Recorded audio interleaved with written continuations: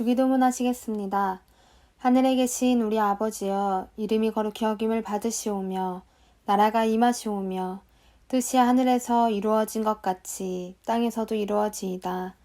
오늘 우리에게 일용할 양식을 주시옵고 우리가 우리에게 죄 지은 자를 사하여 준 것 같이 우리 죄를 사하여 주시옵고 우리를 시험에 들게 하지 마시옵고 다만 악에서 구하시옵소서. 나라와 권세와 영광이 아버지께 영원히 있사옵나이다. 아멘.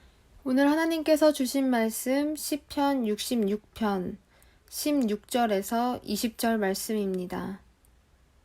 시편 66편 16절에서 20절 말씀 봉독하겠습니다. 하나님을 두려워하는 너희들아 다 와서 들으라. 하나님이 나의 영혼을 위하여 행하신 일을 내가 선포하리로다.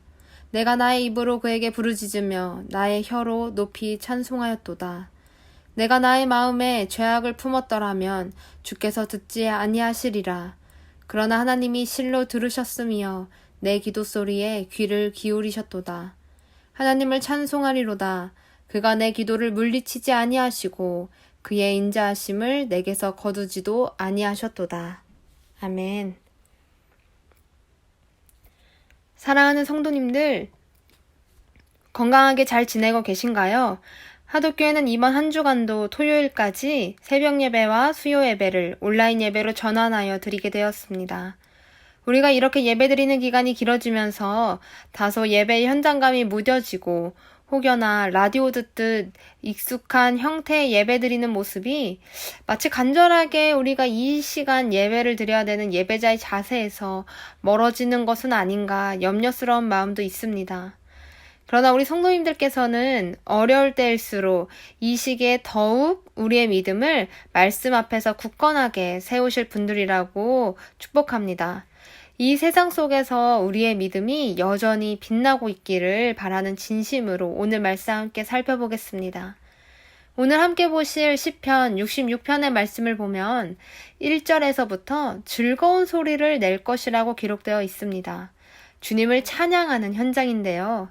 4절에서는 온 땅이 주께 경배할 것이라고 고백하며 하나님의 능력 앞에서 갖는 기쁜 마음이 전해지고 있습니다.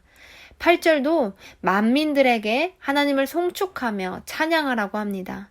하나님이 우리에게 어떤 분이신가 고백하는 말씀이에요. 그러다 보면 이런 생각이 듭니다.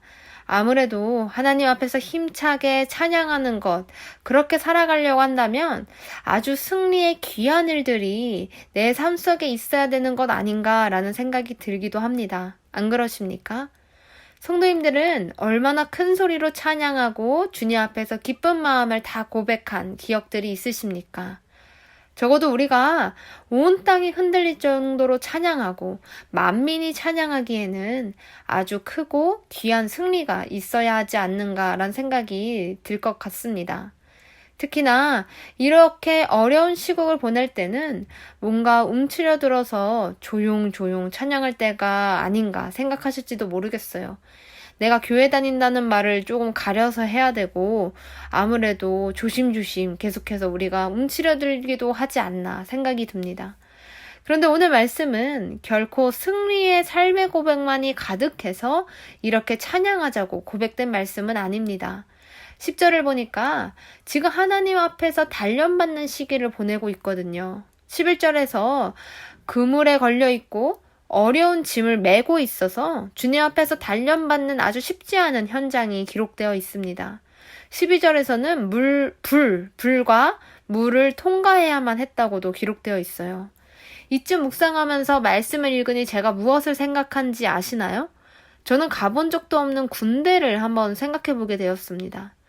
군인들이 어려운 훈련의 장소에서 더 크게 기합 소리를 내고 좀 힘든 훈련을 받기에 앞서서 그런 훈련이 진행되는 속에서 그 훈련이 막 끝나자마자 다 같이 군가를 힘차게 부르며 훈련받는 군인들의 모습, 오늘 말씀 속에서 마치 조금 생각되지 않으십니까?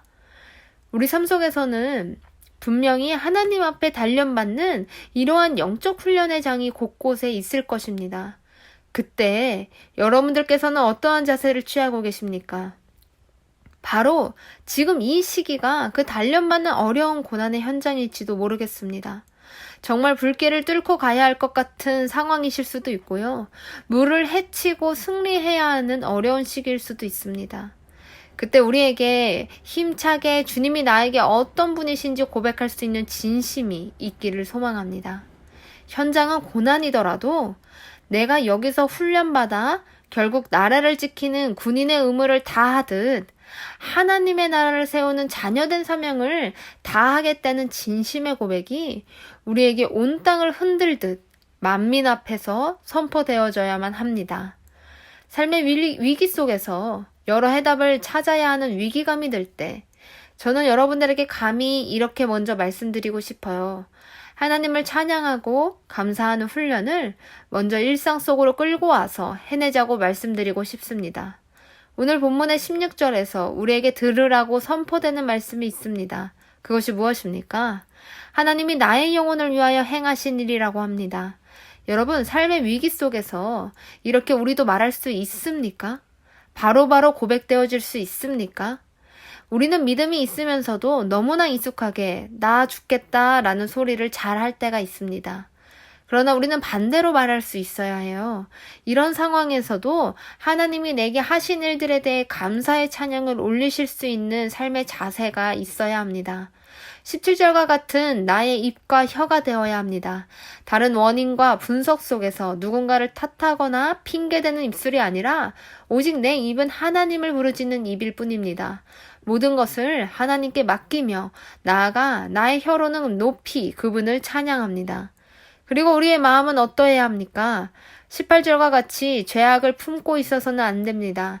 인생의 위기 속에서 마음에 주님께 감사드리고 찬양 올리는 마음이 아닌 다른 욕심과 이기적인 마음, 원망 섞인 마음, 죄악된 마음을 품고 있다면 주님께서는 듣지 않으신다고 기록되어 있습니다.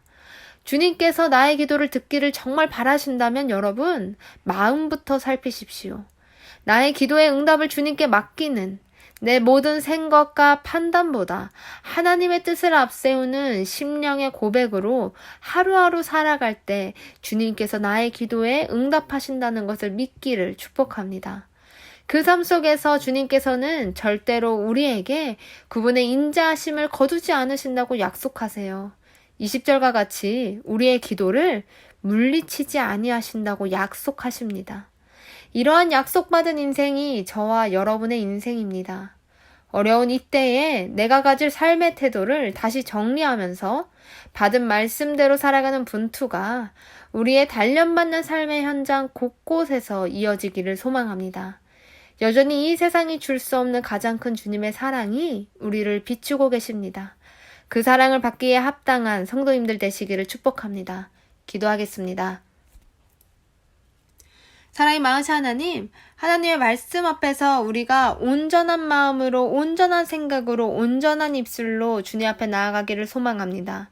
아버지, 우리의 삶의 현장 곳곳에 있는 고난 속에서도 주님께 찬송 올리는 귀한 삶의 고백을 놓치지 않게 하여 주시옵소서.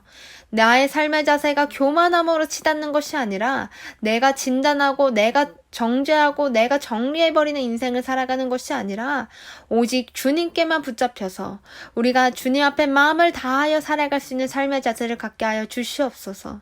주님께서 나의 기도를 들으시기에 합당한 마음가짐을 가져서 삶의 곳곳에서 아버지 하나님을 온전히 찬양하고 아버지 하나님께 감사의 고백을 올려드릴 수 있는 귀한 삶의 자세를 우리가 유지하길 소망합니다.